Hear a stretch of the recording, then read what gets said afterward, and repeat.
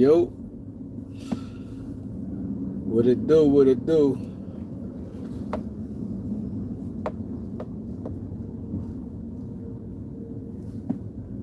No, it wasn't. Not Jazzo. His name was OBH Drama. It was not Jazzo. I thought you probably knew him personally. Um, I thought you probably knew him personally. When you asked the question, his name OBH Drama he from Brooklyn. OBH he's affiliate. They supposed to have a branch out in Brooklyn. I thought that's probably was his name. You know him as. I thought that was the name you probably knew him as. His name was Drama, OBH Drama.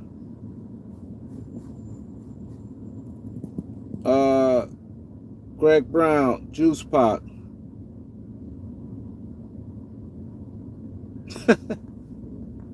Hey yo, you crazy. Go. Yeah. Yeah, I was looking forward to that interview. It's supposed to be something crazy too.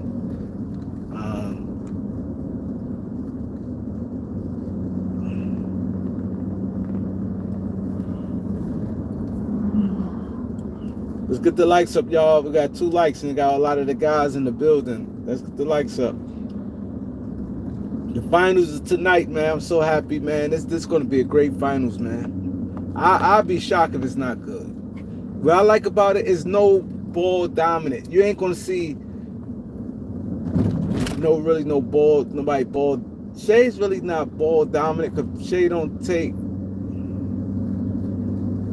Shay may be the only one, but he's really not ball dominant. Like he pick and choose his spots, and the pace is definitely not ball dominant. You're just gonna see a lot of ball. You're gonna see a lot of smart basketball. You're not gonna really see. At the end of the day, they beat themselves. It's like if one game, let's say if OKC win one game, it's like all right, they're the better team. If you see the Pacers win a game, it's like all right, they was the better team for the day. You're not gonna really see too much. Yo, they was stupid. They did this thing. You got 2 good coaches. I think gonna do a great job coaching. It's a good matchup. They both got nice size. They both played got centers. Indiana,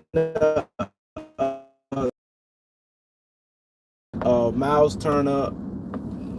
Then you have like guys, power forwards. They got real power forwards on their side, not no smart to power forwards. I really don't like that. Those type power forwards. The guys that's really is small forward, but they've been converted. They come in the league as small forwards, and they technically small forwards, but they power forward. Pascal Siakam and Obi Toppin came in as power forwards. They both 6'9", came in the league as power forwards. You had guys like OG is a small forward, but he played power forward. You had guys like Dorian Finney-Smith is a small forward, but he plays power forward. I don't like those type small forward. I think when you're building a team, if I'm building a team in today's NBA, I'm not building it with no guy at my power forward that's 6'7" and really a power forward, a small forward.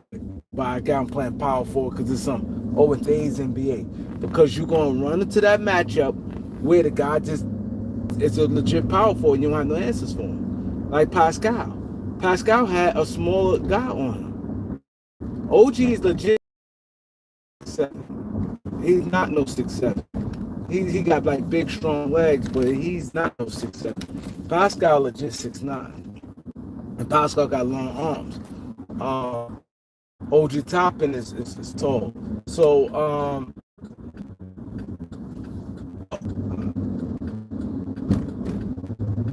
I think in NBA,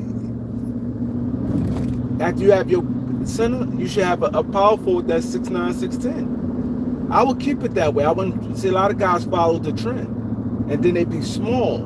Then they Like right now, like a guy like Cam Johnson. Cam Johnson, what, like 6'7", 6'8", legit.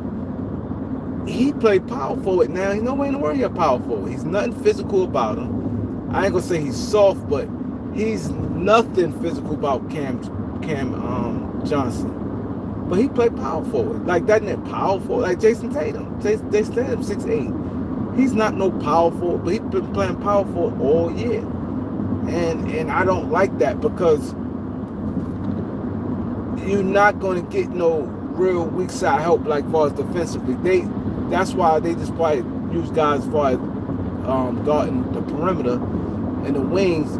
But when in the interior, when somebody go to that basket, they can't do nothing. Those power forwards like that, they can't do anything. They not disrupting those shots. Like if a guard come in, when you're not used to playing, a power forward is guys, when you growing up, used to playing in the paint.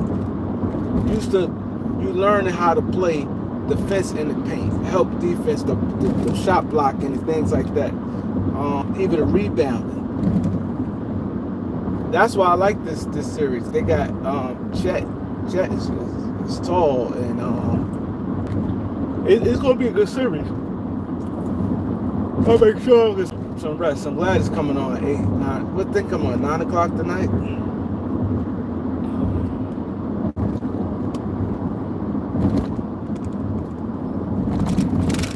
They got the guys that play good defense, but the thing is, I tell people this, and it's the thing where I tell people, everybody's like, yo, come on, we got stuck on 5 likes. Let's not do that, man.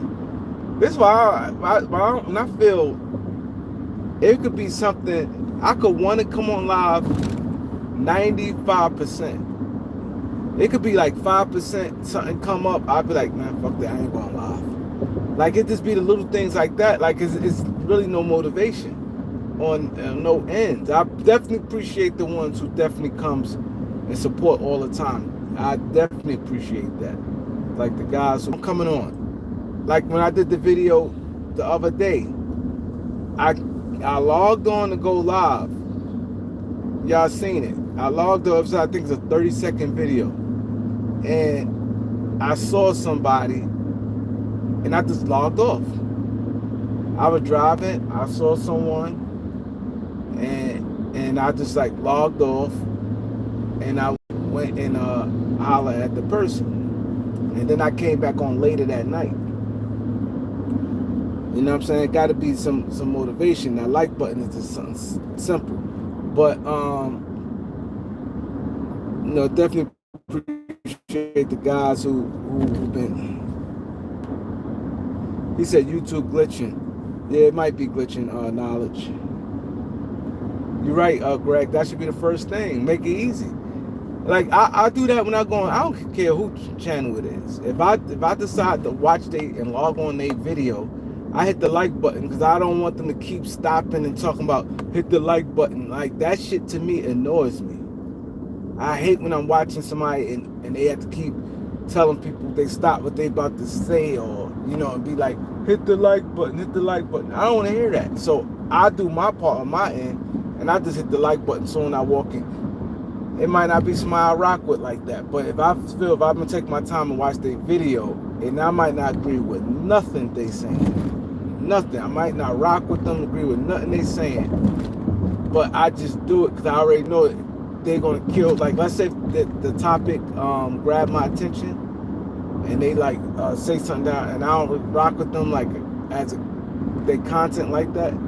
But I'm gonna log on to their page, their channel. It's not killing me nothing. It's not like I'm that invested where I don't like them to the point where I ain't gonna give them the view. I'm giving them a view already. They're getting a view, and then I hit the like button. Who cares? Like, you know what I'm saying? It's just protocol. It's free entertainment. Thank you. But people like, yo, OKC defense gonna be too much for them. I said they play defense, but a way to offset the defense when you have good ball movement and player movement. When your defense not set up, they not like, it's not like these guys is all of them A+ defenders. That's not the case.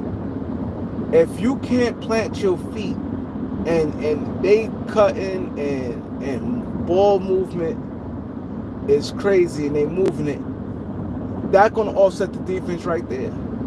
Like I said, they don't have guys that hold the ball. That's what hurt a lot of teams, when you holding that ball and teams get to set up defensively. You know what I'm saying? And I think that's going to benefit Indiana. It's going to benefit Indiana. They don't have nobody that dominate the ball like that. When you have somebody dominate the ball, you already know. Like, let's say, for instance, a guy like James Harden. You know, listen, we're going to set up here. He's going to try to do this and do that. Everybody will stay at home. We're going to be aggressive. We're going to push up on them. We're going to do this and do that. They don't have that. They move that ball. So the defense, I don't think you're going to see the defense like you saw in the other series. I don't think that. Then, like I said, the guys are smarter. Indiana got smarter players than Minnesota. That's just what it is. Like, if you look at Minnesota's starting lineup, you don't look at a guy like Rudy with like a super high IQ. Julius Randle, a guy, he do dumb stuff too. Jalen McDaniels and Mike Conley, like the only one. But in the Pacers lineup, they all Nembhard, Miles Turner, Halliburton, Neesmith. He don't overdo anything. The one who might do a little stuff, probably because there's an all-star and they had a lot of success in the NBA, is Siakam out that starting lineup. Because he had success and he made all-star, so he may go out of character because he know he could get buckets, and that just like, human nature. But the rest of the guys ain't gonna overdo anything. They're not. They're not. I definitely think this series gonna be.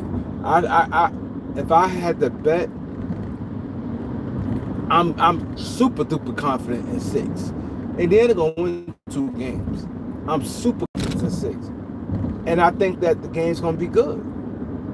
It's gonna be a 6, but I think it's gonna be a thing where it's a good series. I don't think it's gonna be 6 like, sometimes where it goes like this. Let's say a team up 2-0, and then they totally take their foot off the gas, and the other team wins. They win by a blowout, like it's not even close. And then they go up in the next game 3-1, and then the team take their foot off the gas. And then I don't think it's gonna be that. I think it'll be a legit 6 good games, and I'm strongly convinced it could go 7. I ain't gonna lie. I did a lot of work I would be a little shocked if Indiana win. Like, just a little. It wouldn't be crazy like a lot of people joint. A lot of people prediction wouldn't be nothing crazy. Like, oh my God, like it wouldn't. I'd be just a little shocked. Like, word, like, damn, I ain't see that coming. But yeah, I can. Like, it'd be like that for me. It'd be like that for me. Because even they got guys come off the bench. Obi Toppin don't do nothing crazy. The professor, TJ McConnell, he played real smart and he know his strength.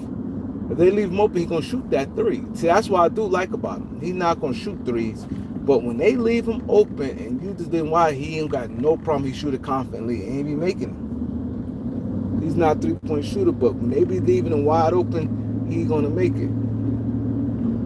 Then they got Matheson. He kind of like a wild card. He come in the game, he be a little aggressive. So you got Matheson, then you got I said top, then you got Thomas Bryant. You got Ben Shepard, who plays smart. He played real smart. His defense, I think, is underrated. He played he's not athletic enough, but he played kind of sound defense, and he be in the right spots. Like, it's like you can see he do scouting, because He knew a move and he jumped right into it. He knew the spin was coming and he jumped right into it. I said, oh, that was smart. He anticipated that well and he turned the ball over. Oh, I agree. Chet Holmgren, yes. Chet Holmgren, if he have a good series, it's over. It's over. He like, I ain't gonna lie. He has a, to me, shade number one. But to me, I think Chet has a bigger impact on winning than Jalen Williams. People say Jalen Williams is his second best player, but I think Chet got way more impact. I seen Chet impact that paint, man. I seen Chet impact that paint, and Chet. I think if Chet was more selfish, he could be a way much better offensive player. I think Chet is offensively much better than people give him credit for. And I think that he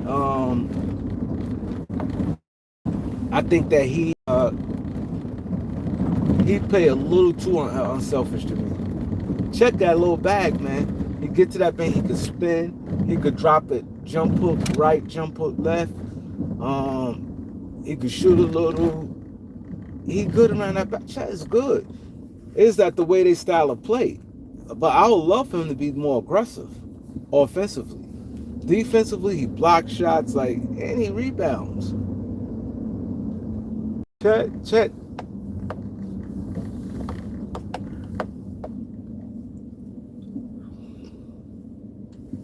Chet got a lot of impact. Chet is like a winning player, man. I'm telling you. Chet is to me, his impact, I don't know if y'all watch it like that. Chet is a major. They won't go.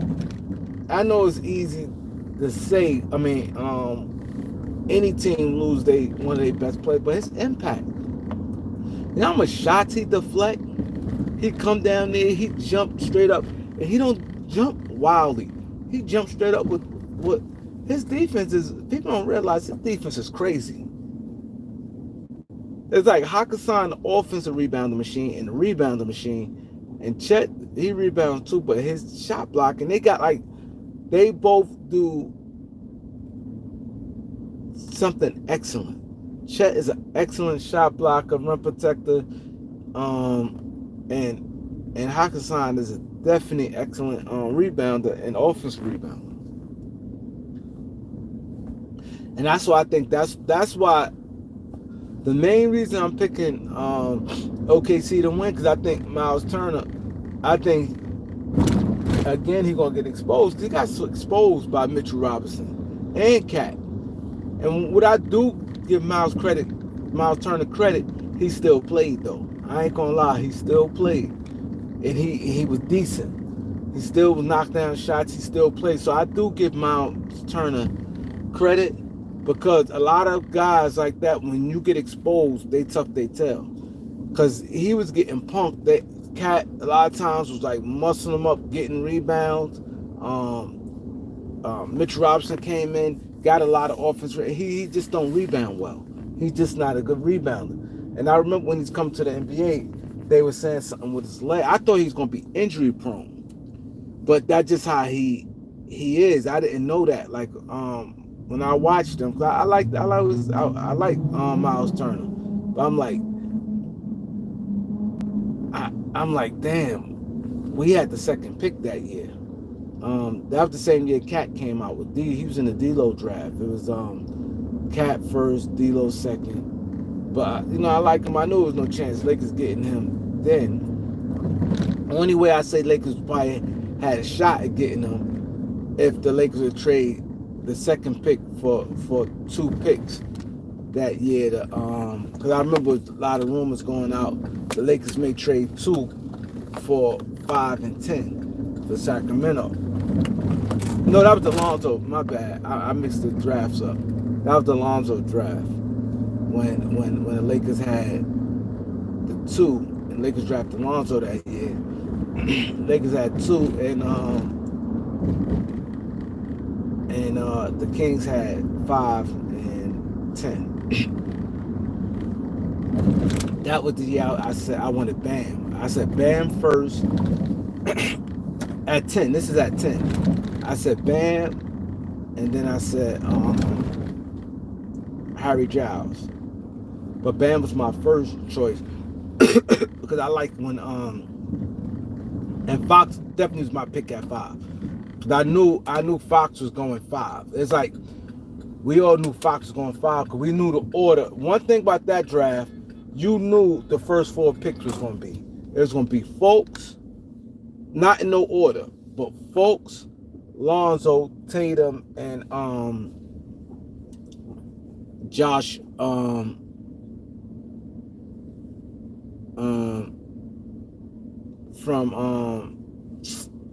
Kansas. Josh Jackson. I thought he was gonna be a can't. Everybody thought he was gonna be a can't miss. So we all knew, like Folks was like the consensus number 1 pick.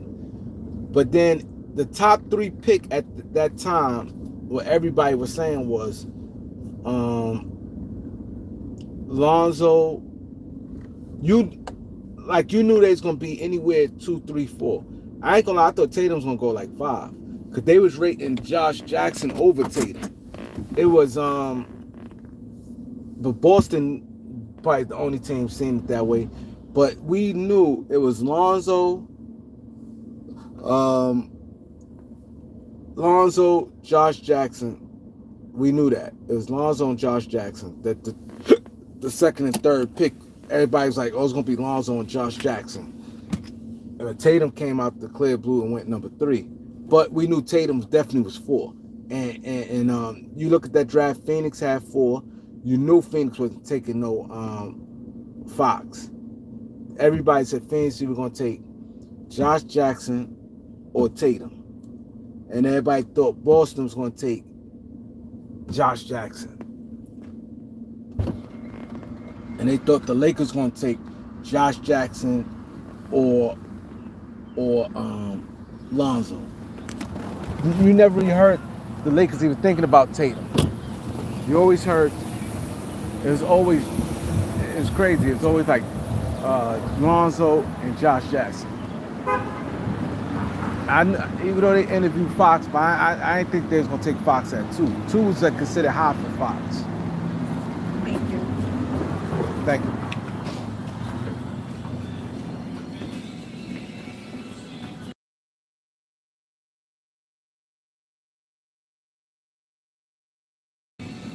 At that time, it was looked at as Fox, like 2 was a little too high for Fox.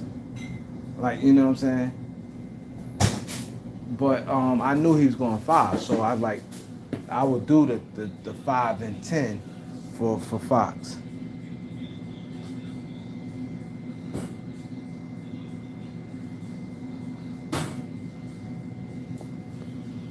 Yeah, you're right. Magic messed that up. They mess it up all the time. That's how the Lakers do. The Lakers, the thing I don't like about the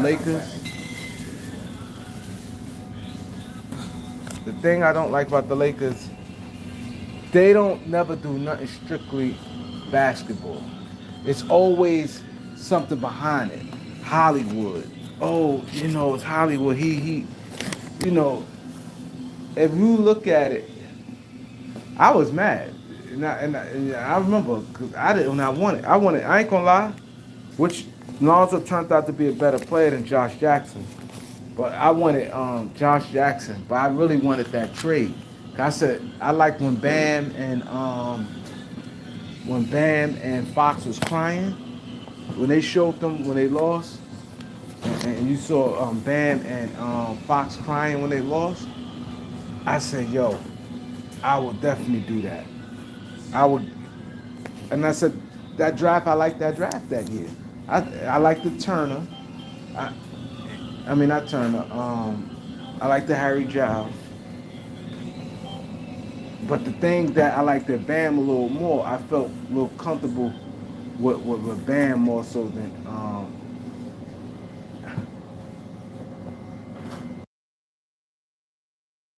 I felt a little comfortable. Yeah, that's why I think the Lakers should have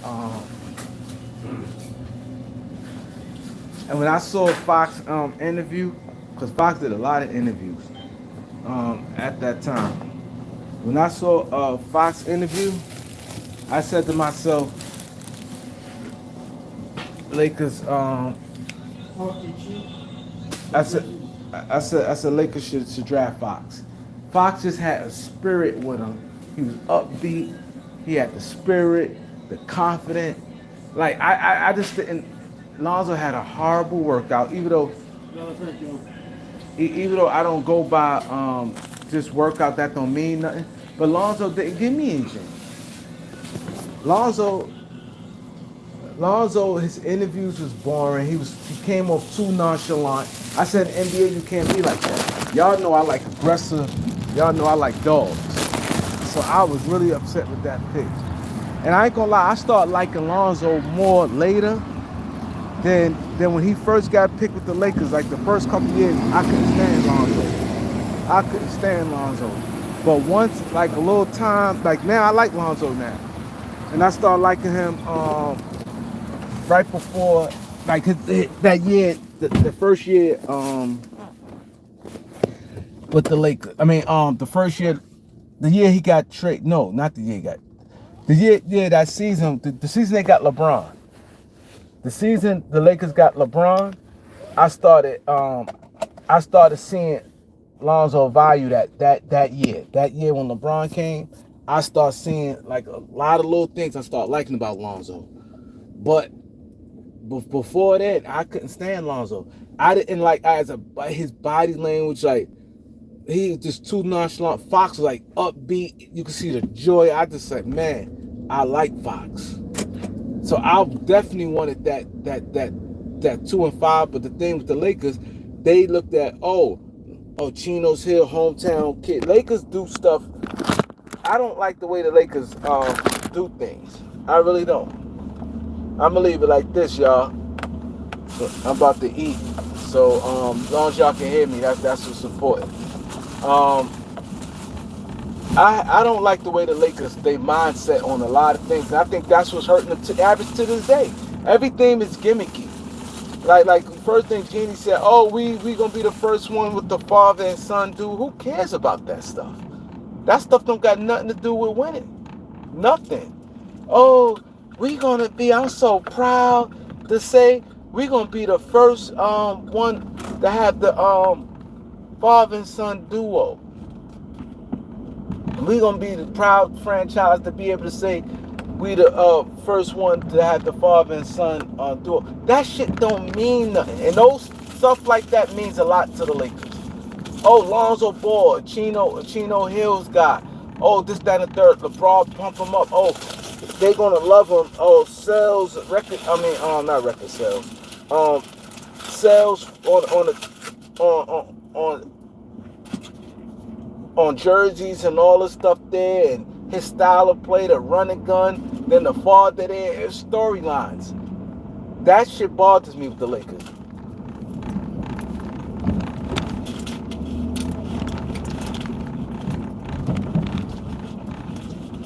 That bothers me with the Lakers. And they care about stuff like that way too much. Way too much. Because they had Lonzo, everybody named Mother, the minute they went number 2, everybody named Mother knew Lonzo was going to the Lakers. Everything named Mother knew Lonzo was going to the Lakers. Lonzo played trash. Fox dominated.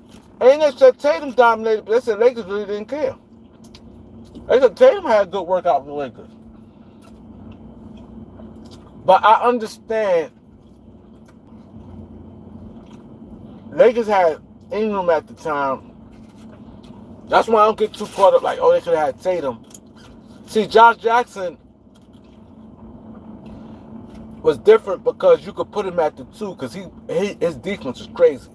And they had him, he was considered like a Jimmy Butler like mentality, a go-get-it, a guy gonna lock you up defensively, super athletic. And he had like a decent handle, so you like if his jump shot get better, you know what I'm saying? So I understood Jackson. Josh Jackson. You know what I'm saying? Because the Lakers had D'Lo already. They had a point guard, a young point guard. They had D'Lo. So it was like Lonzo wasn't like a. They didn't have to get a point guard to me. So, and I always said Fox to play with D'Lo. Just before they, I always said Fox and D'Lo could play together.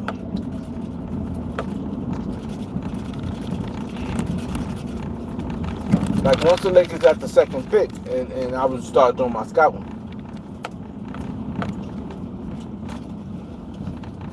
Before they traded D'Lo.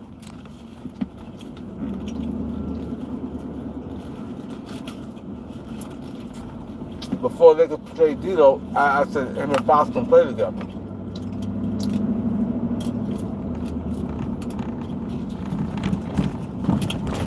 It's nothing about me wanting Lonzo. But I knew they could pick Lonzo. And that's to this day the Lakers is still on that type time where they worry about the wrong things. Worrying about how it looks, the storylines and too much. They do too much of that. They do way too much of that.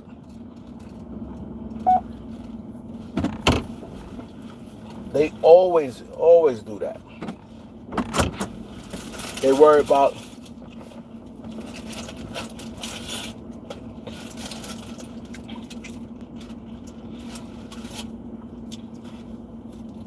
and never just basketball players. Never. Never. There's no way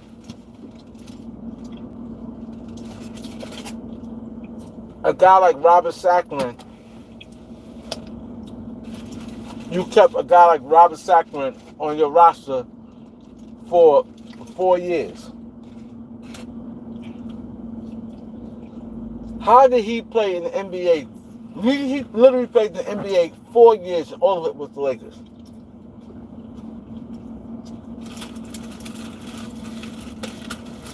The same thing with Luke Walton. Luke Walton played for the Lakers 9 years. Luke Walton was not good. But they was in love. They loved Luke Walton. He was not that good. He played for the Lakers 9 years. Lasted 9 years with the Lakers. And gave him a big contract and signed him. He was the first free agent to sign. They signed to $30 million.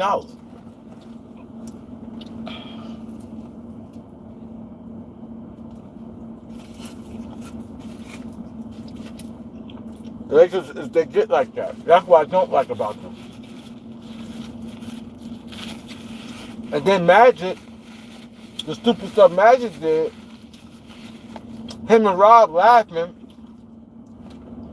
Magic went to Michigan State. Magic went to Michigan State. Rob went to Michigan. And they laughing. That was the main reason they drafted Mo Wagner over Mitchell Robinson. I remember that year, I was so mad. 2 people I wanted in that draft that I said I think gonna be there when the Lakers pick. I said Anthony Simon or Mitchell Robinson. And Mitchell Robinson was right there for the Lakers. There's no way, and this before like the injuries and stuff for Mitchell Robinson. I said there's no, 7 feet, he's athletic as hell back there, jump out the gym, a shot blocker, and he had little handles and stuff when he was slimmer. Lakers need, like, there's no way. He's a McDonald's All-American. One of the top, he only played a little bit college games, but they projected him to be like a high pick. He was like he only played 1 year in college. There's no way you pick a Mo Wagner over him. And it clearly said Mitchell Robinson comp was a 15-year NBA starting center in the NBA. A 15-year starting NBA player.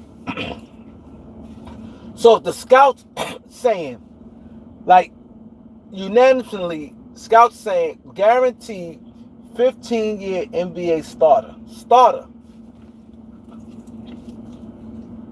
in NBA. Mo Wagner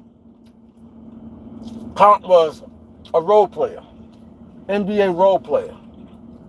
And my thing is this: at the time, Lakers was rebuilding. If you rebuilding and you got a chance to get somebody that clears that's listed as a starter that could be a good center in the NBA, why take a role player?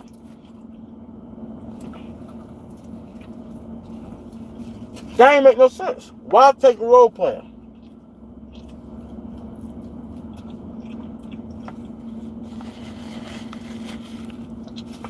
That was stupid. Why take a role player?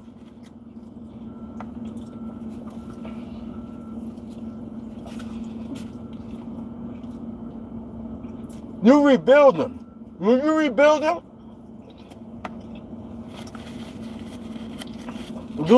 them, my thing is this. You rebuild them, right?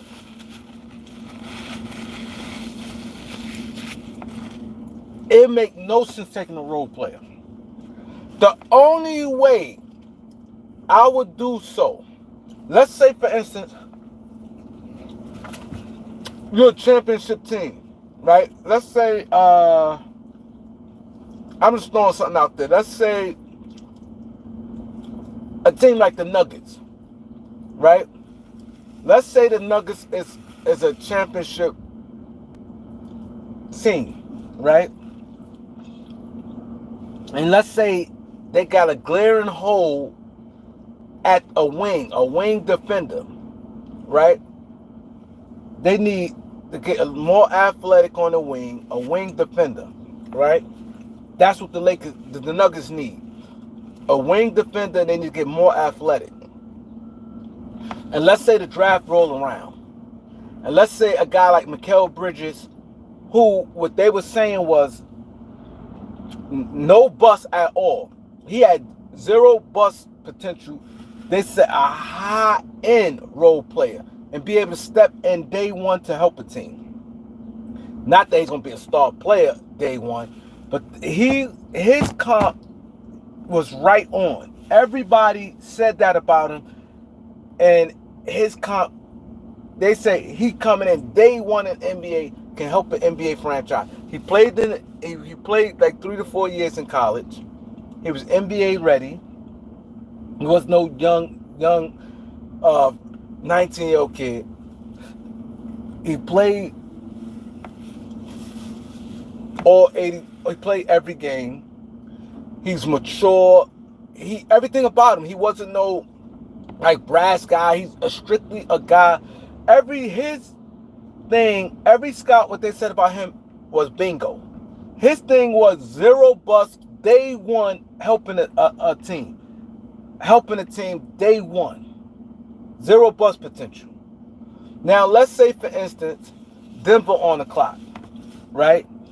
And you got a guy like Mikal Bridges there that guaranteed to help you day one. But then you got a guy that's a freshman that they say that's more talented. Upside is more a higher upside. He's more talented, but a high upside. But like a guy like Rob Dillingham, perfect example. Rob Dillingham is like supposed to have super high upside, super duper talented, but played 1 year in college and they whatever. Like you don't really need a point guard. You got a point guard already. You don't really need a point guard. Now let's just say a situation like that come on, like where Rob Dillingham may be better and have way more upside than Mikal Bridges, but if Mikal Bridges fit your need, then that's understandable. You draft a Mikal Bridges over a Rob Dillingham. You're trying to win now.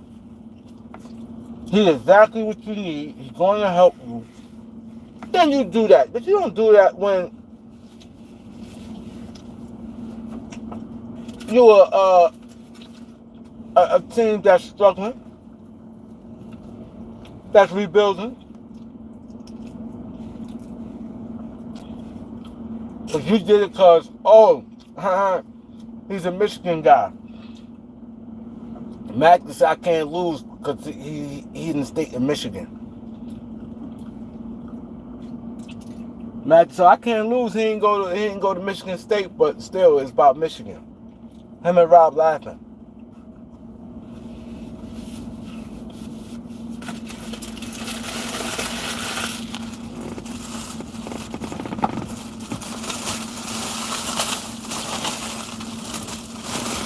They're laughing.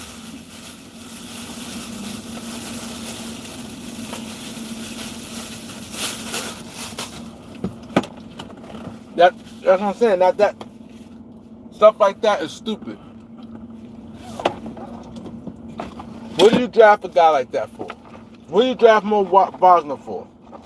What's the purpose you drafting him? What you drafting a role player for? And you are up and coming a team, a team that's a losing team, a young team that's losing. Why would you even draft a guy that a role player? Then there's a chance that he might not even be good. It wasn't he had that. They predicted him going second round. All the mock drafts had Mo Wagner going second round. Lakers took him the first round. All of them had him going second round. They had him going early second round, like by 38 and stuff like that. He was no. His thing was anyway. I think they 32 to 40. They had him definitely getting drafted, but he wasn't no first round on no boards. He went much earlier than people anticipated.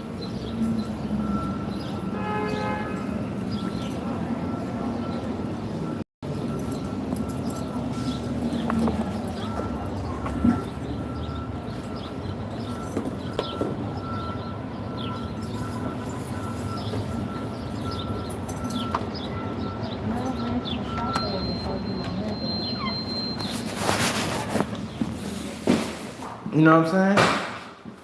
What was the purpose of that?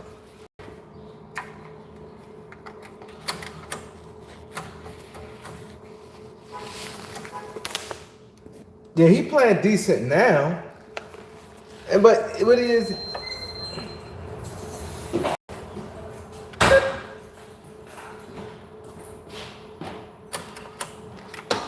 he playing decent now.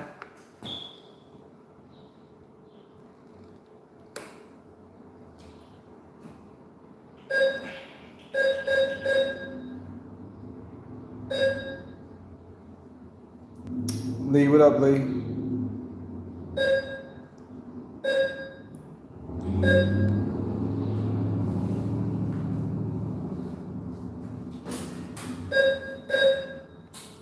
What's up? You couldn't get nothing out of that machine either? No. What is saying? Your transaction cannot be processed. Yeah, they ain't nothing happening there. Yeah. Good. Let's try that again.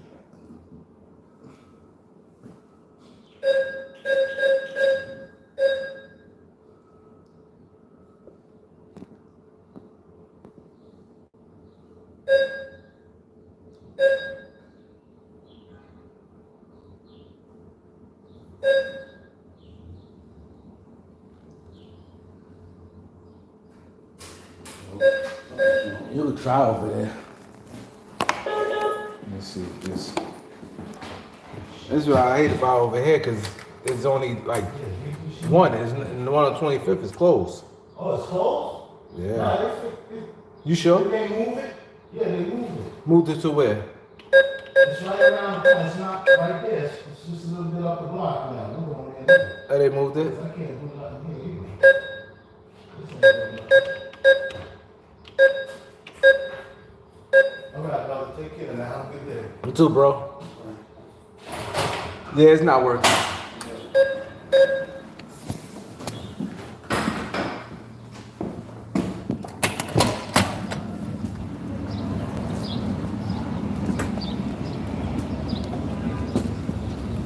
Yeah,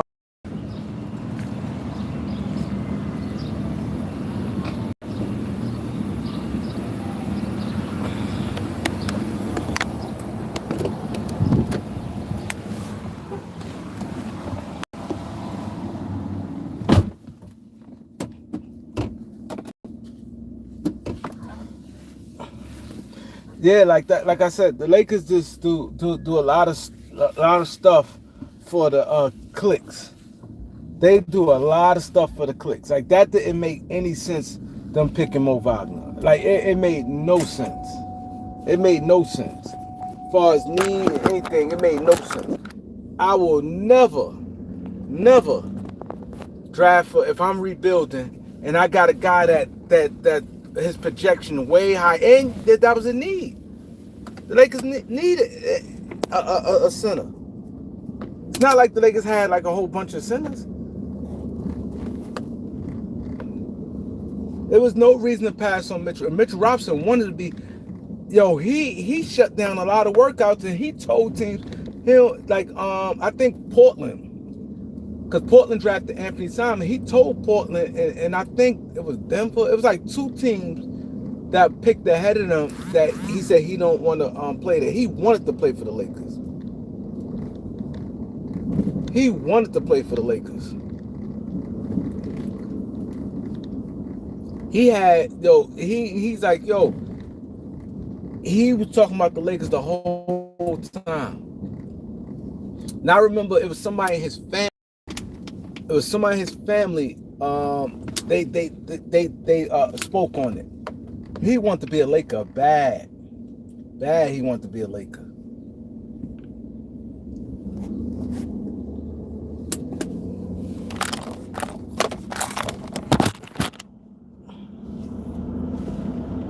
He wanted to be a Laker bad.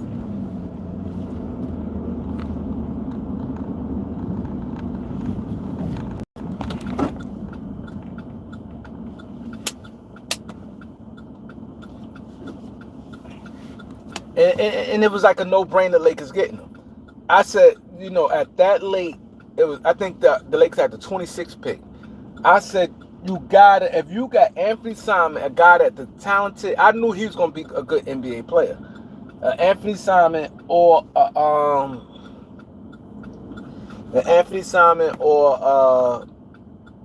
Mitchell Robinson, you take them. And I remember, because first they were trying to say them guys may go like in the teens, like 17, 18, 19, something like that. So I'm like, damn, if one of them slip, I'm grabbing them. You know what I'm saying?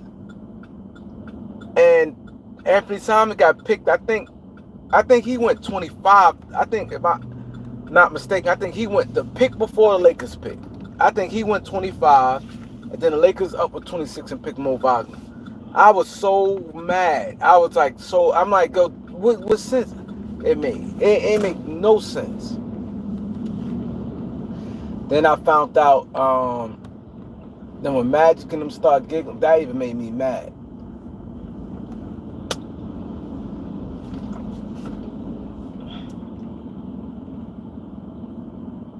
Magic get a lot of credit for the Lakers, but Magic kind of hurt the Lakers, if you ask me.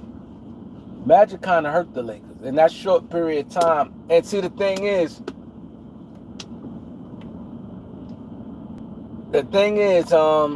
he's so beloved, nobody really gonna say nothing.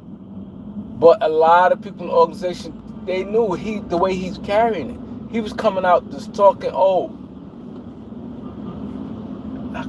that's why I hate, I don't know if I can turn. Let me see the signs. This is on 25th. You get a ticket quick here. I don't think so. Can I turn here? I don't know if I can turn. There's a cop car right here too. I ain't for no moving violation tickets. I'll take a parking ticket. I'm not taking a moving violation ticket. That shit points on your license. I'm all the way out of pocket right now. I'm all the way out of pocket. But I don't see no signs up here. But the 25th is always some bullshit come up. They change the rules by the day. Oh, we just put that sign up today. I ain't for that. But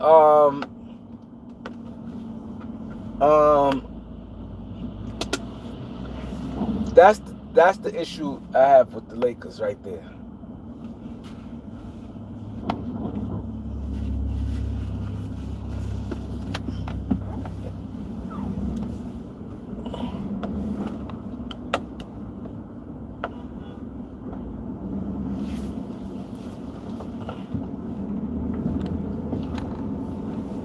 Then that Zubac trade, that was real bad. That was real bad. Mike Muscala was never that good. You only went with him to talk about he could shoot, but LeBron and Zubac was playing good. LeBron was dropping dimes to Zubac. Dropping dimes to Zubac. That trade that's another trade. It didn't make sense to do.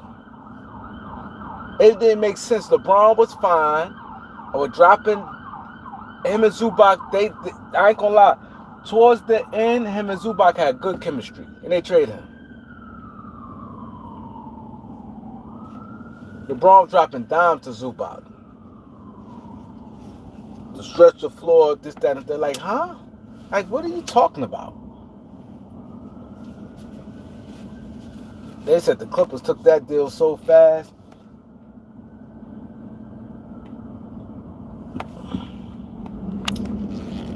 And then that's another thing. That year, that's another thing. Another reason why the Lakers shouldn't have did nothing like that. It was understood. That year, the Lakers, at that time of the trade, the Lakers dropped down. Where the fuck is that? This says, that's what I hate about this shit. He says around the corner.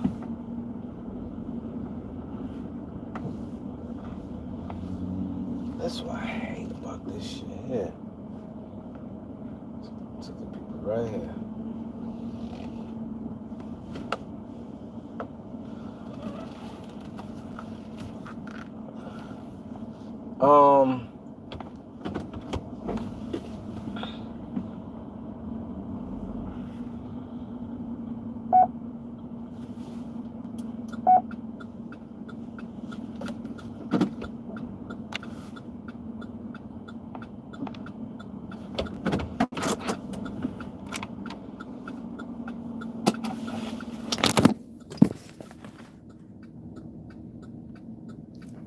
They're definitely a clown show. Ain't no question about that.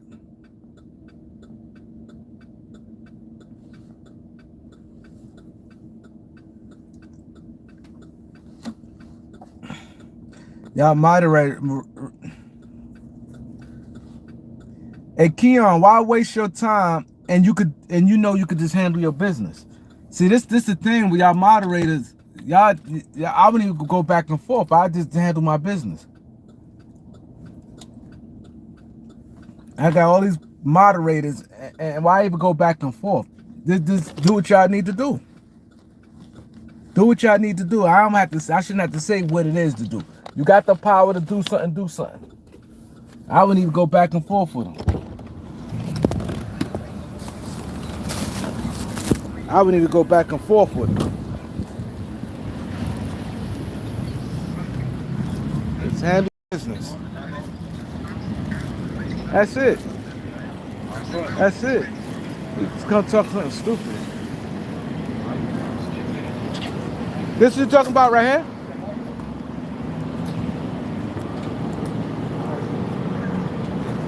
Oh shit. Thanks.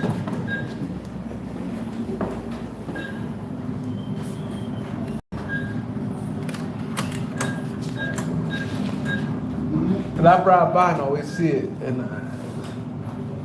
Yeah, I know. I thought it was cool. I came by yesterday.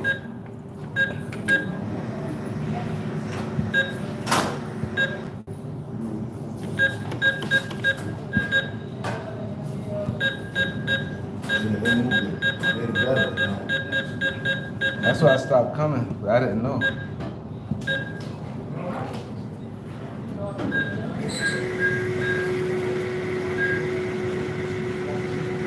All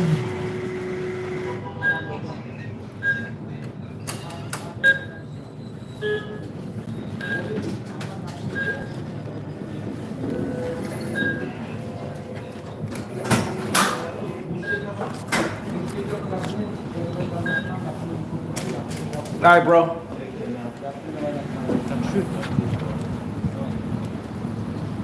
Yeah.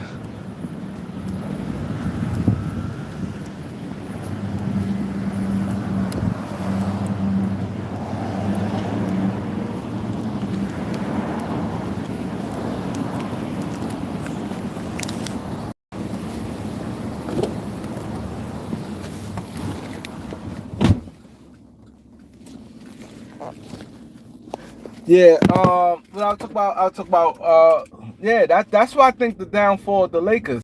The downfall of the Lakers is the Lakers mentality.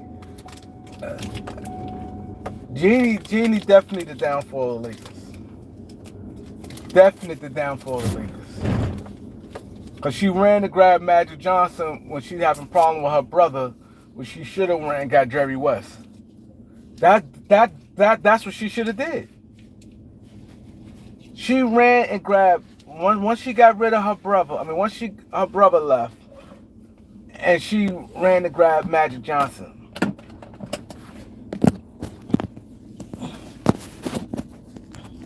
That's why I ain't gonna lie. I kind of want them to sell a team.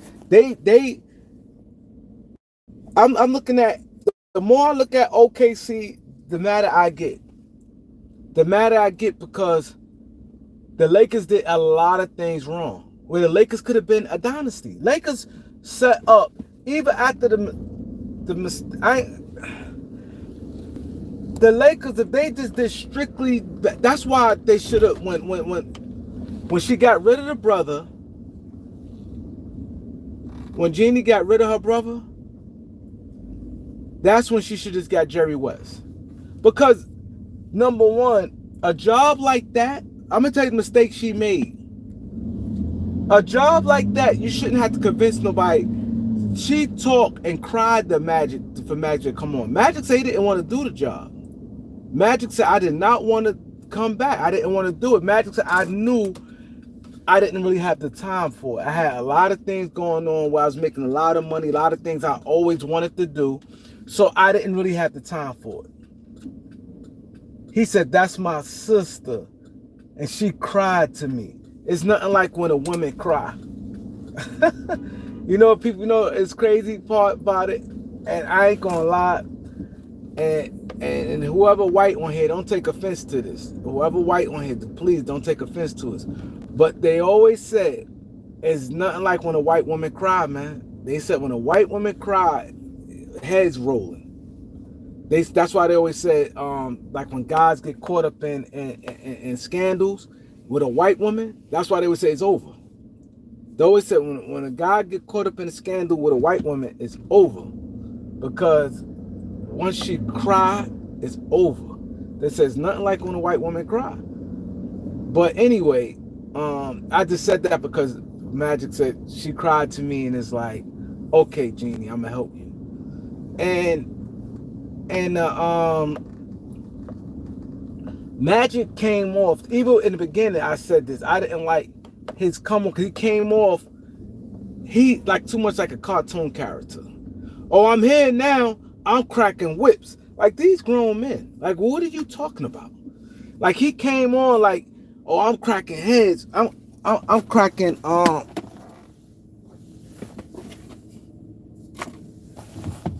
he came off, oh, I'm cracking heads, I'm not playing, I'm cleaning things up, I'm doing this, I'm doing that. Like, bro, what are you talking about? Like what are you talking about? Like, this is not college. This is not high school, this is not college. This is professional basketball. And you talk about like you coming in gonna be a head buster. Head buster for what? Oh, I'm not playing, I'm coming in, I'm doing this. So this Magic just want to have something to talk about. Magic mentality on things. And the thing that really bothers me with Magic, this beforehand, I didn't like how when Magic used to be on NBC. And I hate talking about Magic because I'm a diehard Laker fan, and Magic was one of the main reasons. You know what I'm saying? Magic played a major part. Magic was one of those guys that's like Magic Johnson. Like when I started watching NBA, Magic was, was there. You know what I'm saying? So him and Kareem, like Magic Kareem was like the start of me with this basketball stuff. So it burns me to even talk about him, but Magic was bad. Like and it bothered me. Let me tell you what bothered me with Magic. Well, Magic his mentality was everybody loved him. I seen plenty of time on NBC when Magic was on NBC and he used to be doing commentating. I seen guys when they used to be talking to persuade his thinking. He'd say one thing and then always agreeing, oh yeah, it is, and then agree and switch what he's thinking up. I seen him do that numerous times. I seen Magic do that numerous times. And that always bothered me right there. Like, bro, you got your own mind? You got your own mind? You're right, Greg. The Lakers, that's the Lakers thing. They go by who they like. They don't look at the big picture. That's why if the Lakers, let me tell you something. With Genie went wrong. Right? This is why I say Genie messed the whole thing up. Genie too much, and they too much worried about, oh, the Laker way. This how the Lakers do it. Like Lakers this, Lakers that. Like that mentality, the Laker way, the Lakers this and that, Lakers we do this. I understood the Kobe joint. It was only 2 years, even though Kobe got hurt. Kobe tore his Achilles. He already gave you 18 years. And he was only on that team. Kobe mentality. I get, okay, they overpaid them for the last 2 years. That makes sense. He only been a Laker, right? So, okay, cool. You get Kobe, right?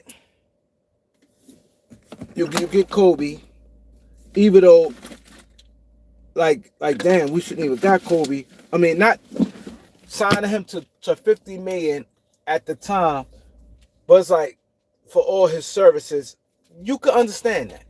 And it's only 2 years, not like a 4-year deal. And you know his work ethic, like, no, he gonna come back. Okay, cool. So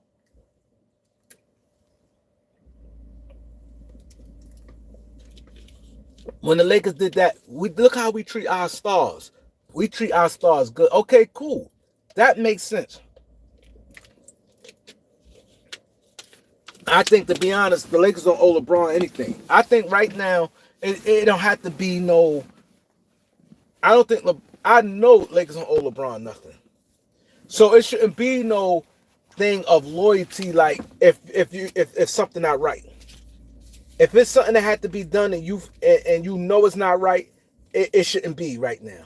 Like, for instance, if he sit there and say, I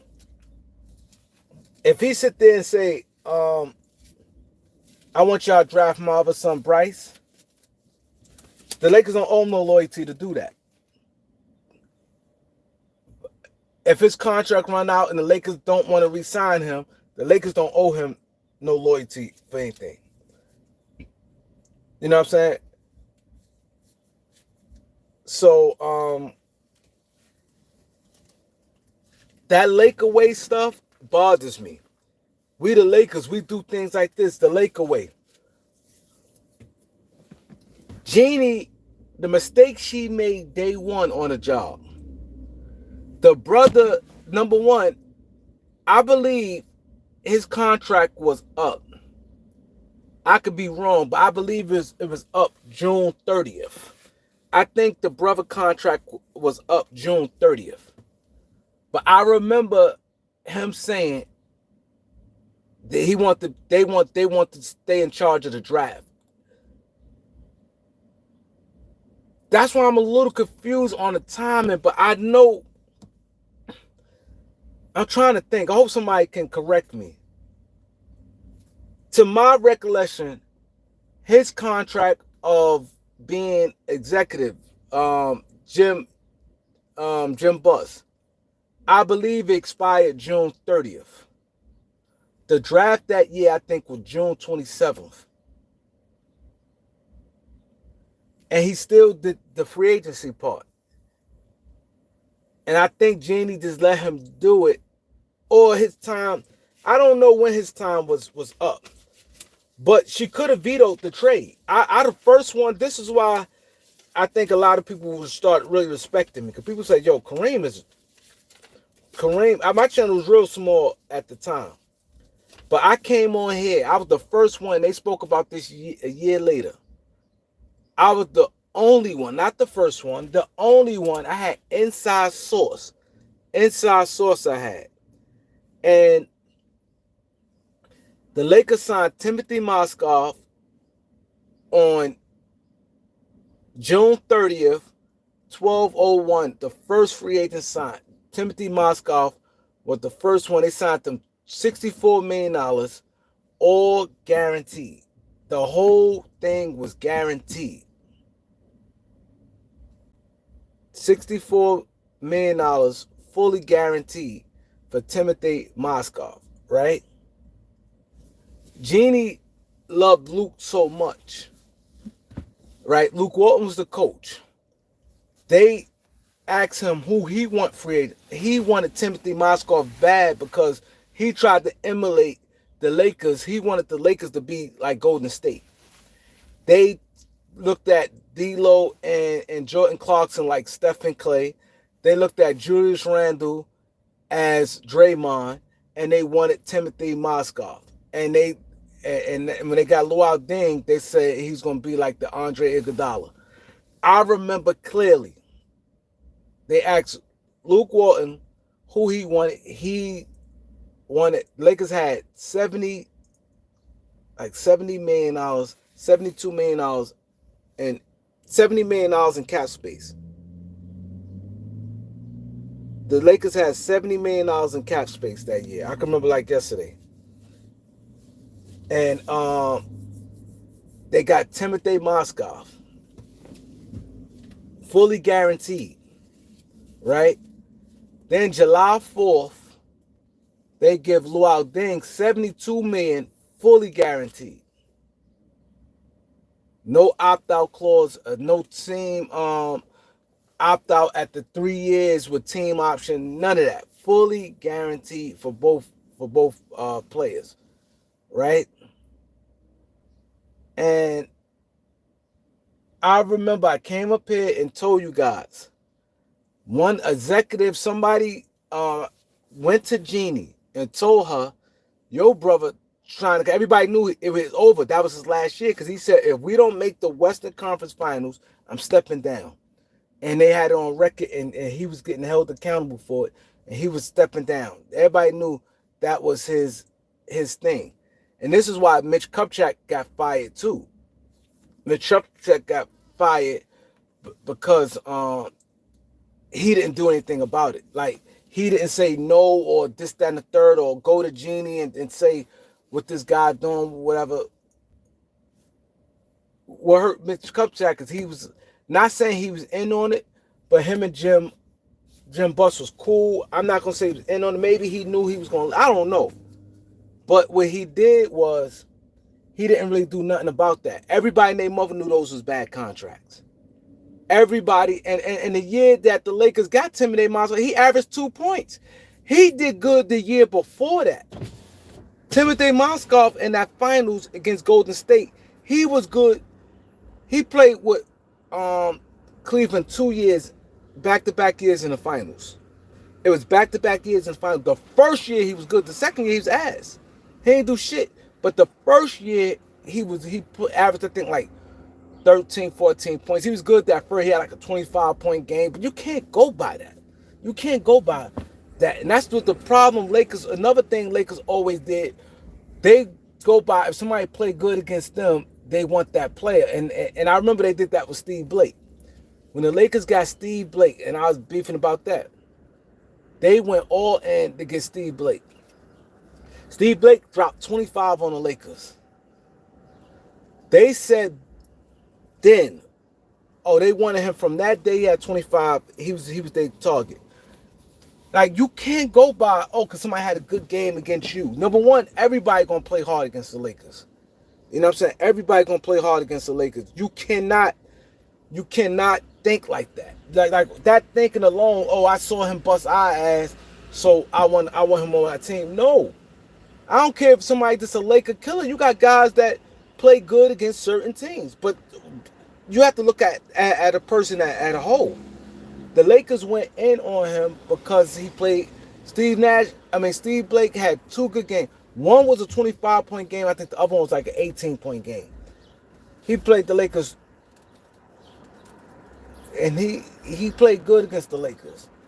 And the other one was just like good games. But I remember he had a 25-point game with Lakers. I think they beat the Lakers. I think it was with Portland. And the Lakers picked him up behind that.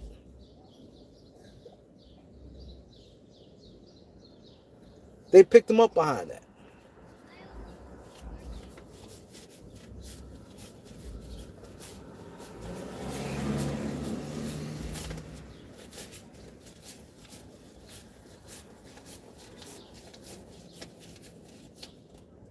And they picked him up behind that. And that was a bad mistake that they did that.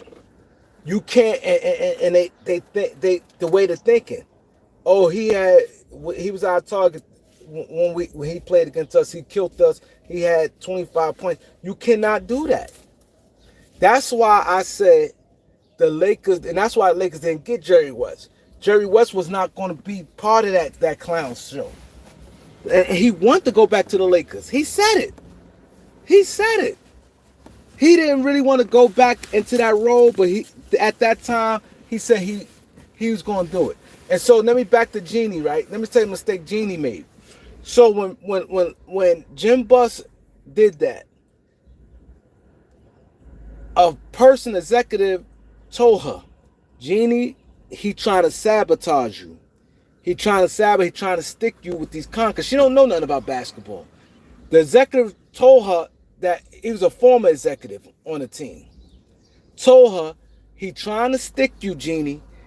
He trying to get these bad contracts to you where you can't. It gonna hurt your team. He told Jeannie to avoid the contracts. To avoid the contracts. Jeannie sat there. She cried. I can't believe he gonna do this. I can't believe he gonna do this. She cried. I came right here and told you guys. Right after that. Maybe like a week after it happened.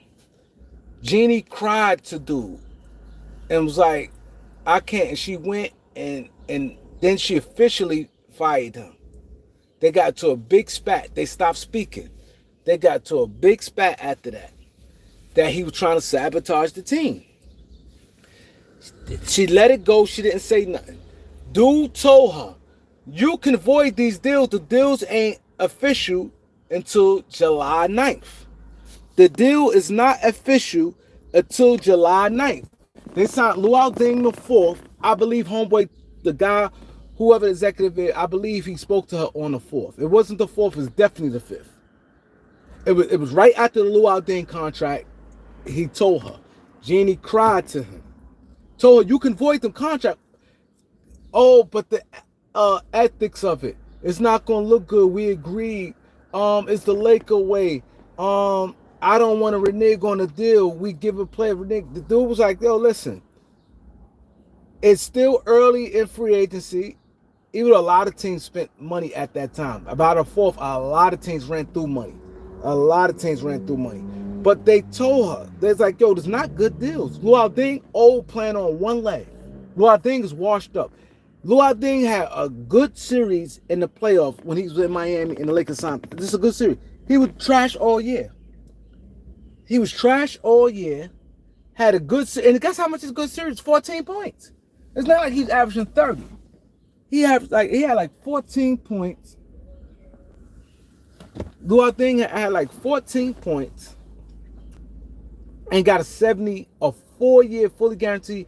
And another thing why I said I was so mad. I came on here talking about that. I was so mad. I, I said Luau Deng at the time on paper, I think he's like 30 when the Lakers signed him, like 33. But he was really like 37. Because I remember in the draft, and I'm like, how me sitting on the sideline can remember? I can remember vividly when Luau Deng got drafted. They were trying to say he's 19 years old, and someone came out that went to school with him. I think he was in France, or he wasn't in Africa. He was in. I can't. Somebody can look it up. Where Luau Deng? He's from. Luau Deng is African, but he wasn't.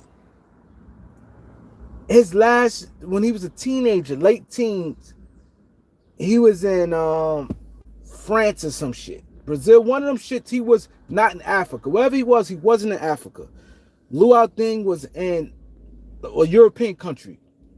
And someone said, yo, he's not 19, he's 23. We're the same age. Clearly, they said that it was a thing. He went to Duke. Mike Krzyzewski is strong. Mike Krzyzewski strong, powerful, and it got swept right under the rug. They stopped talking about. I remember they claimed out that he was 23. They were trying to say Luau Deng was 19 coming out of Duke. He was not 19. He was 23 years old. So my thing was this. Now, the Lakers, you need to, when you doing your homework on a free agent, I don't know if they remember when this happened. Mind you, Luau Deng was already been in the NBA like 10 years at the time now. So I don't know if they forgot but you got to do your due diligence.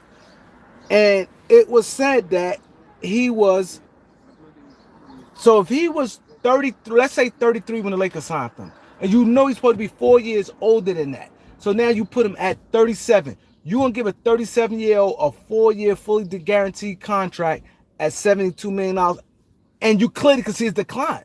Like, that's the shit that I didn't get.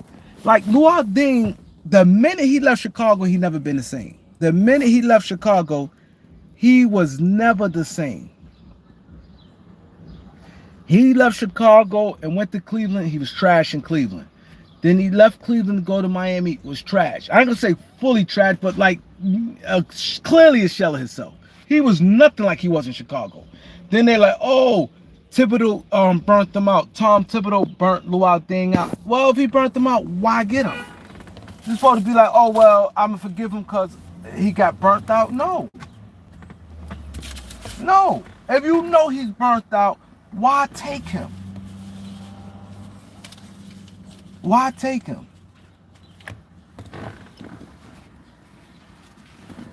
You know this guy burnt out. Why take him? So my thing was this. The Lakers knew all this. So if I got a guy that averaged, never did nothing in his whole NBA and Timothy Mozgov, but had a good finals against Golden State. He had a good finals against Golden State. The year before, not the year they signed him, the year before that. And you're gonna listen to somebody like Luke Walton because he got his coaching job because his last name. That's first and foremost, his last name. And then when Steve Kerr got sick, he took the team to a 30-4 record. They was 30-4. He took them to a 30-4 record. So they thought he was going to be the next best coach. Oh, he a young coach. Oh, his dad a Hall of Famer. He had everything going in his favor. And you're going to listen to him and you ask him who he want. And he just trying to emulate, I want Mozgov because he killed us. Mozgov can be our Andrew Bogut. Julius Randle could be our Draymond Green. And Jordan Clarkson, D'Angelo Russell is our Stephen Clay. Like, and we could sign Luau Deng to be our Andre Iguodala. No, what's wrong with you? Like that didn't make no sense in the world. The way that's what I said is the way they think. Even like you know what I'm saying. And he tried to emulate the Golden State Warriors with the Lakers. He tried. I remember when D'Lo when they beat the Warriors. D'Lo and Jordan Clarkson came on the podium, and they were saying, "What is our nickname?" Because they were saying like Steph and Clay, like what's their nickname and stuff like that. Like no, no, no, no. Timothy Moscow never been good. He been in the league all these years. He played with um New York, then played with Denver, then with the Cleveland. He never was good. Never. He had a good series that year, and he averaged. And I don't. He had a 125-point game. I think he had maybe they lost in 5 or 6. He might have had 2 20-point games. I know he had a 25-point game, and I believe he had a 20-point game, and then the rest was like 12 and stuff like that. You know what I'm saying? The Lakers destroyed their own franchise. I'm telling you, because when they did that, Jeannie, what she could have did, she could have stepped over and be like, listen, I didn't approve. Dude told her to avoid the contract. He told her, you can avoid the contract because you're a new owner. Oh, it's the optics. It's a Laker way. We don't operate like that. We honoring this. He said, no, you taking over. That's like right now, a new ownership. Everybody know what things come when you get new ownership. Things change. And he told her, he's like, yo, I'm not saying that you have to not get him no contract, but get him niggas 2-year contract. I would have did this was exactly what I would have did if I'm the Lakers. Exactly what I would have did. I'd have been like, okay, I'm voiding that contract, right? This is what I would have did. I'd even void the contract totally, but I would have still want to honor it. I would have felt bad because you might want to do business with the agents and stuff. So I'm gonna tell you what I would have did. I'd have looked at my team like, okay, we got a young team, this, that, and the third. Okay, cool. I would have been like, yo, we got to change the contracts. It's new ownership. This guy's not going to be a part of us. Mitch not going to be a part of us. We taking over. This is what we going to do. We could keep the 4-year contract with Luau Deng and Timothy Moscow, but it have team options. It's after 2 years on both of them.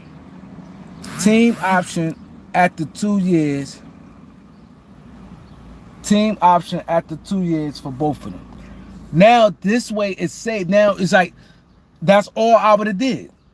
Now they had 2-year guarantee. Now, you know what I'm saying? So I'd have looked at my team, been like, okay, after these 2 years, both of these guys is gone. I looked at my team, you got D'Lo and them. I think D'Lo been in the league one. I think he's a rookie no. But they was young. So I could be like, all right, we still rebuild. I'd have looked at, okay, we still rebuilding. All right, I ain't gonna make it that bad. I still want to hold my relationships with these guys' agents. I'm putting in the clause 2 years. And their agent would have been happy because nobody's giving them that type money. And I would have told their agent straight up, this guy Timothy Moscow averaged 2 points. Why is if I'm paying him, I'm gonna give him 2 years, $32 million, because that's what it was. 2 years, $32 million, $16 million a year. That's way more than what his production says. So I'm having the opt-out clause, team option, not no player option, team option, after the 2 years. If y'all don't want to take it, you can walk away. That's the fairest I think you could have got. And I don't think Moscow could have been mad. Been like, yo, they got new ownership, new people. They didn't agree to this, that, and the third. He's supposed to came to them and showed her this. He just went out and did it, or whatever the case may be. Boom, bam. And he would have looked at it like Timothy Moscow, $32 million for 2 years. I know that's an overpay. The same with Luau Deng. I'd have gave Luau Deng the $36 million for the 2 years, which is $18 million instead of the $72 million. And that'd have been it for them. Once they contract it. Now what happens, let me tell you now what happens. How that destroyed the Lakers. Right? Now at this time, Lakers had assets up the ass. They had cap space, assets up the ass. Now, because remember, that's the year that Whiteside didn't want to play for the Lakers. The Lakers wanted Whiteside. He said no to the Lakers. And I believe it was Carmelo Anthony said no. And the LaMarcus Aldridge. But what the Lakers should have did, right? What I would have did right then and there, I said, you know what? I'd opt them, have them opt out clause, and them guys did. That was the start of it. Cause you know what the problem was? Now, look what the Lakers had to do. You had a guy like D'Lo, a number 2 pick in the draft, that was averaging 15 points, 7 assists, and was sending ice in the veins. That was hitting big shots, a good, excellent size for a point guard, can pass and can shoot, get hot, young, only was like 21 at the time, 20 or 21. I think he was 20 years old. Or 21. He's one of those. You got to trade him and Moskov for an older guy that's on last year his deal, Brook Lopez. Like, you had to trade a D'Lo to get off Timothy Moskov contract because you had a vision that you need to get replenish and get your cap space back. You said I had to get my cap space back, so I'm going to trade D'Lo to get rid of Timothy Moskov contract. That's not good. So you trading a number 2 pick that's producing. It's not like the guy. It's not like a situation like Killian Hayes, a high pick that didn't do anything. D'Lo was a 2-year starter. He been in NBA 2 years. He been in NBA 2 years, and like I said, he been in NBA 2 years. A 2-year starter. A 2-year starter. Young, 15 points, hit big shots, ice in the vein. His name popping off. His name ringing bells. D'Lo, ice in the vein. He had a little fad going. Ice in the vein, t-shirts, ice in the vein, and he was that guy that was hitting, knocking down shots. He's a pretty boy dude that you know what I mean. He had a lot of clout in the league. A lot of guys liked him at the time. He was good, and like I said, a 2nd pick in the draft. And you had to trade him to get rid of Timothy Moskov. You trade him for a guy. So all that, they basically just traded him just for a dump. And you trade him for a 27th pick in the draft. You trade him for a first round, old Brook Lopez, who the Lakers had in their mind, no way Brook Lopez was coming back to the Lakers. I don't know if you guys remember, but it was already understood that Brook Lopez was only going to be there for a year. He was only going to be there for a year just they needed his contract. He was only going to be there for a year. So basically the Lakers, in that year that they had him, the Lakers were going nowhere.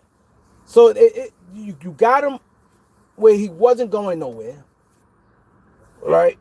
You picked him up, you know the Lakers ain't going nowhere. You know that.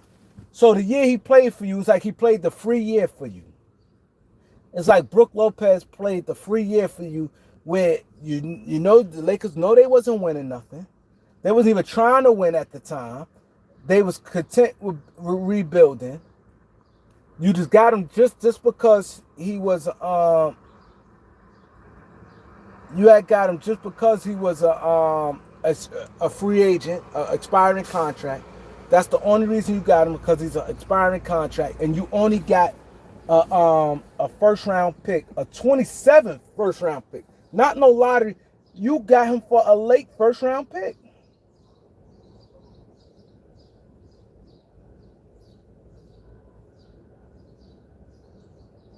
You trade him for a 27th first round pick. That is like come on. You get rid of a young player that averaging 15.7 assists, 21 years old. 21 years old, a 2-year starter, hit big shots, excellent size for a guard, and you trade him for a 20, basically, for me, you trade him just for a first round pick. I don't count Brook Lopez because it was already understood that he was not coming back. They only got him because he's expiring contract, and they want to get off Moscow books. That's bad.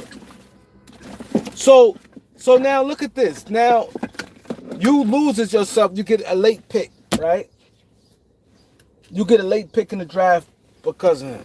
Because mind you would have never traded D'Lo for that. You know what you could have got for D'Lo?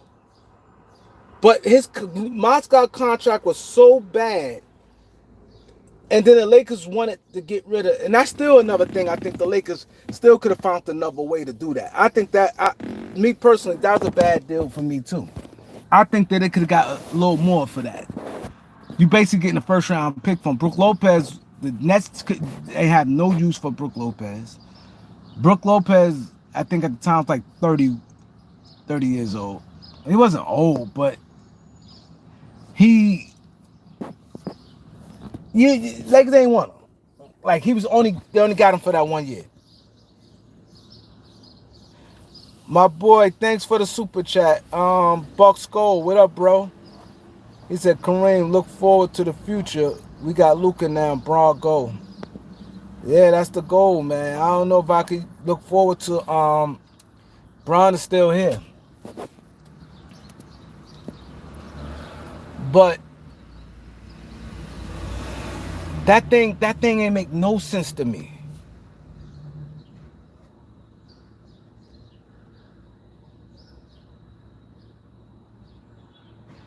That ain't make no sense to me.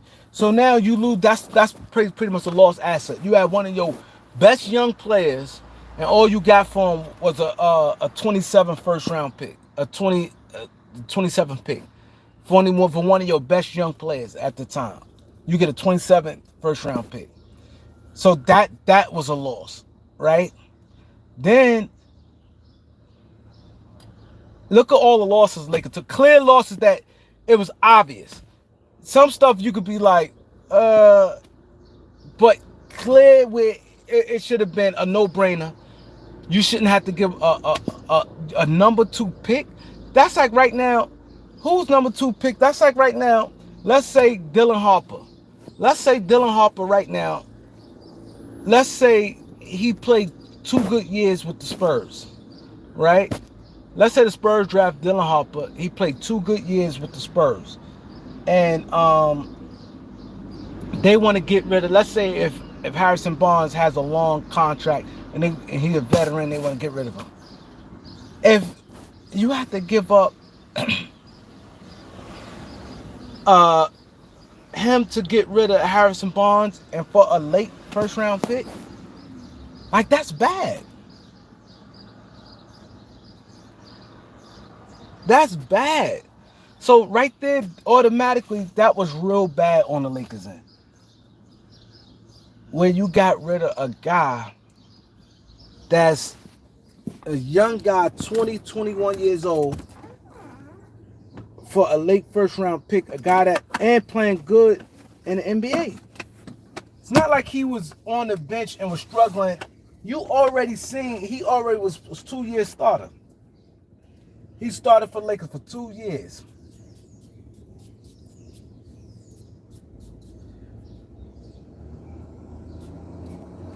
He started for the Lakers for 2 years. And that's not good. When you start doing stuff like that, that's just giving away assets. So they did that. Then the Zubac thing. That was stupid. You ain't have a chance of hell winning the championship that year.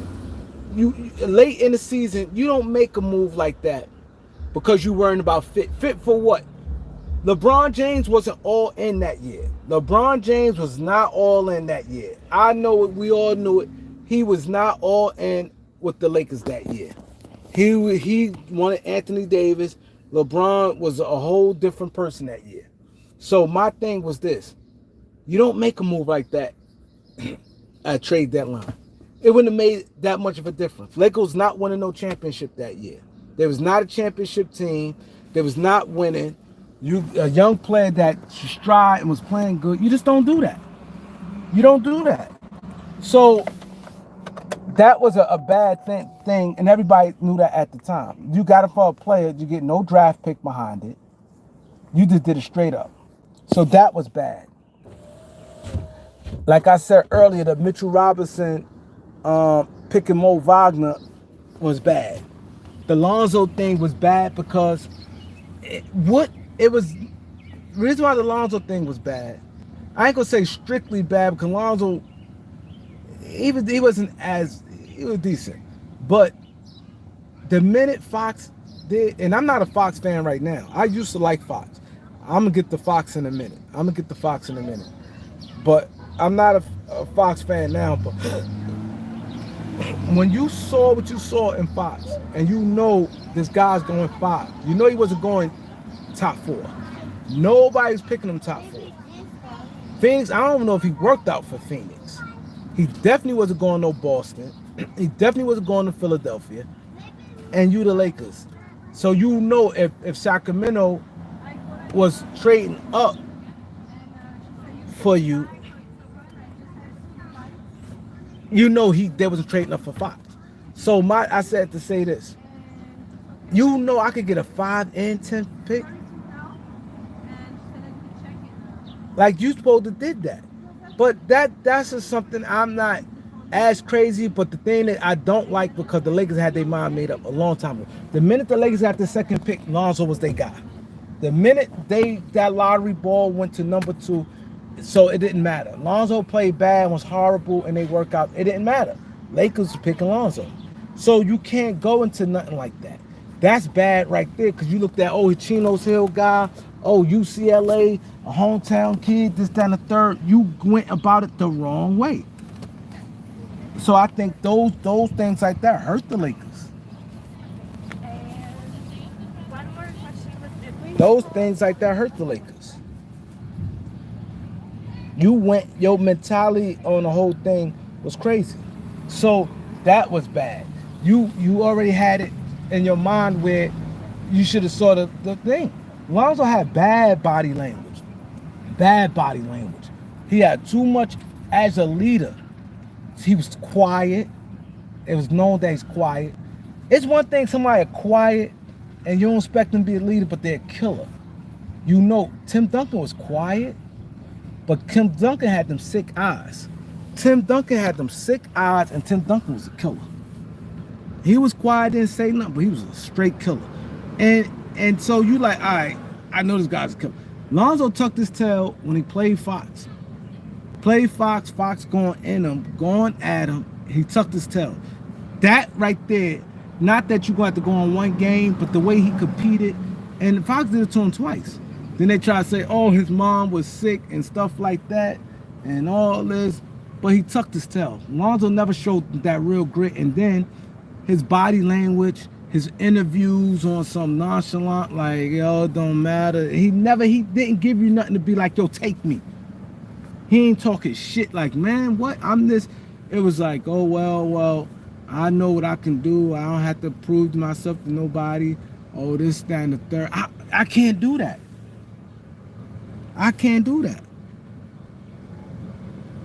You know what I'm saying? So that was an issue right there. A clear, this is what I'm saying. Clear issues. If you run in an NBA franchise, these things, it's not nothing. These things is like law. Like you need to know this. If you don't know this basic stuff like that, you shouldn't be running no front office. When you about to draft a person, you need to know how to evaluate people. That's part of the draft. That's why they do the interviews and stuff like that. That's why some people they saying, and the crazy part, like Ace Bailey right now, this is what they saying. Some people don't like the interview, but they don't like it for real reasons, right? People saying, they don't know if Philly gonna take him, but their reasons wouldn't be my reasons. See, a lot of them guys don't like guys like that, but guy like me, I like guys like that. They don't like Ace Bailey, and he taking some heat because they saying he coming off too cocky. Like, but it's confident. He basically saying that he coming in the league. This is how Ace Bailey interview been going. He come in the league, he feel nobody can guard him. I don't look at that as a problem, but NBA franchises, they look at that as being cocky or this and that. I don't have a problem with that. As long as a guy producing, I'm good. A guy producing, I'm good. A guy producing, I'm good. But they look at it different. They looking at it as, oh, this guy cocky and they just don't like it for whatever the reason. I don't look at that as a flag, a red flag. You know what I'm saying? And I feel it shouldn't be a red flag because yeah, you're not gonna survive. You want guys that's confident in their ability. You want that. You know what I'm saying? But these guys, that's how some of these guys getting paid. A guy like me in the front office, I'm killing shit. If I'm in the front office, I'm killing shit. Because my mentality, I know I'm not going to make, you can't, when you a general manager or you run the team, your thing had to be, oh shit, that little ass raccoon, look. Y'all see that raccoon? Y'all see that raccoon?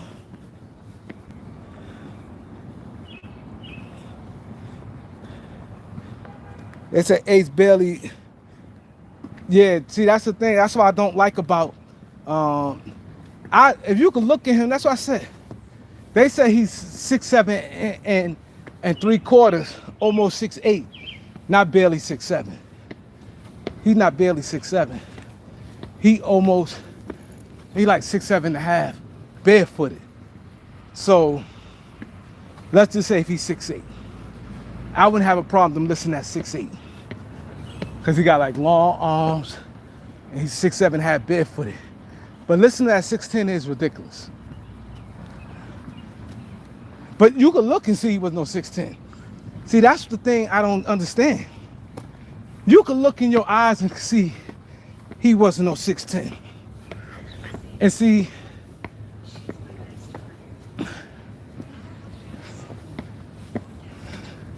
you look at him and see he ain't no 6'10". I never, when I look at players, I look at their height. Some players you could, and they list them, you can see clear as day they're not that height. There's nothing, all you have to do think about 7-footer. You think about a guy like Shaq. You look and be like, is Shaq 2 inches taller than this guy? You gonna say, Shaq way taller than him. That tell you the answer right there. Like Desmond Bain, you clearly can see he's not no 6'6". They list Desmond Bain 6'6". Clearly can see Desmond Bain 6'3". Clearly can see that.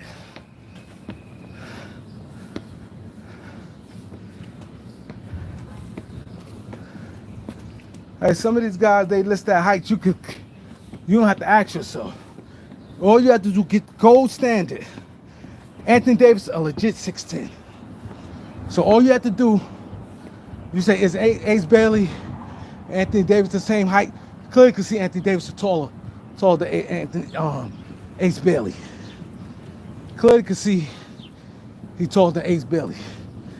So right there should tell you he's not that height.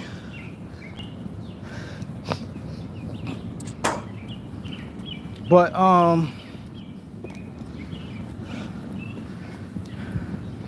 you can't go into, I think Lakers gonna be bad for some time because the mentality, the Laker way. Lakers don't do shit. That Laker way stuff hurt the Lakers. You look at OKC, that could have been the Lakers. That could have been the Lakers. They went in bed with LeBron James and let him dictate everything. Their plan was to get a superstar player with their free agent money and add them to the young players. That was the plan. Magic, I remember they said that. Magic said, we add the star player to our young guys. That's the plan. They got LeBron James And they still had a boatload of money. Could have got another star with their young players. They deviated from it. LeBron James said he wants now. We don't know how many years we got on LeBron James. We got to make a move now. They made that move now. Anthony Davis, they only got one chip out of it, which is cool, but you could have been way more successful. You burnt out a lot of assets on that. All you have to do is wait another year. That's it, wait another year. Yeah, they list Harper at 6'6". He only 6'4". Dylan Harper 6'4". He's 6'4". He's not 6'6". And you can see it. You can see a guy like this. You can look at him and see. But that's why I remember a guy named Bob McCants. This is before a lot of you guys' time. Bob McCants was listed as 6'9", 255 pounds. And he had long arms. He had like a 7'2" wingspan. He was at 6'9". He went to a small college. His name was Bob McCants. He went to a small college, right? And back then, which I don't know why it happened, but let me tell you what happened. He averaged 24 points, 13 rebounds. So the Bucks never seen him in person, right? Supposedly he never seen him in person. They wasn't doing accurate measurement then. You measured what you measured. He was 6'9", 255, cock strong. This one power forwards had to be big. He was big, he had big chest, cock strong, long arms, and averaged 13 rebounds, like 24 points a game. The Bucks drafted him. So they didn't never meet with him beforehand. I guess they went strictly off highlights or whatever the case may be. He goes to the thing, he's there. They had like a bunch of like young guys, rookie guys, and like maybe second year players working out. And they was saying they was waiting on Bob McCants. And they seen him. They didn't know it was him. He was only like 6'5" and a half. He was 6'5" and a half. They like, huh? He's not 6'9". Ever since then, that's when they started doing, it was a big thing. The Bucks pissed the bitch behind that. Because back then, having small power forwards is not good. You get away with it now, but 6'5" power forward is not good. And like a guy like Clarence Witherspoon was good. Clarence Witherspoon was like 6'5". He was good. They were trying to say like he's another Barkley. And Clarence Witherspoon got his shot blocked every time. He was a solid player. He got his. He's decent in the NBA, but everybody blocked his shot. Too short. And so the guy McCants. So then they start doing real measurements. They do the barefoot measurements and stuff like that. And so you know, like, without sneakers, how tall these guys really is. Yeah. Anthony Mason was 6. He's like a legit 6'7". I used to see him all the time. He's like a legit 6'7". But 6'7" was short back then. He's a short power forward. He's a short power forward. Power forward back then was 6'9" was the minimum. It was like 6'9", but you was like a good height, good size power forward, 6'9". 6'10" was like great. And some was 6'11". Center started at 7 feet.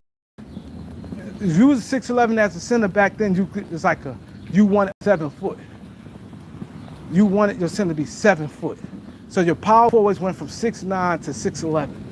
If you had like a 6'11" power forward, you was drooling. You had like a 6'10" power forward, was great. 6'9", you was good money. 6'8" was like kind of undersized.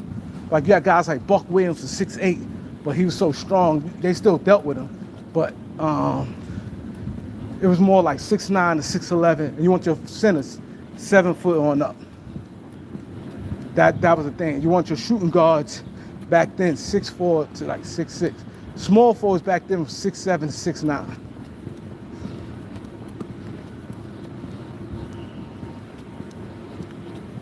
Yeah, I'll be back on later on.